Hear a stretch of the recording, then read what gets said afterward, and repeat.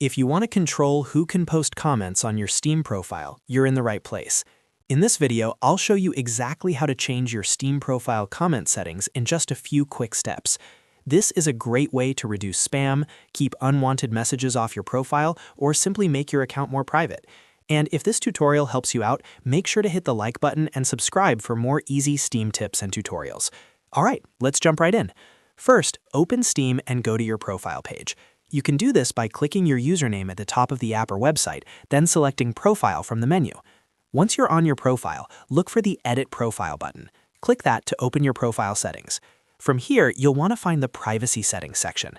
This is where Steam lets you control different parts of your profile visibility and interaction settings.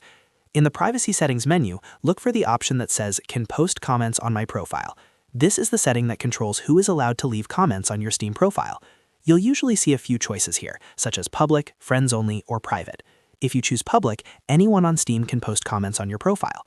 If you choose Friends Only, then only people on your friends list will be able to comment. And if you choose Private, you can disable comments completely, which is the best option if you want to stop spam or keep your profile more locked down.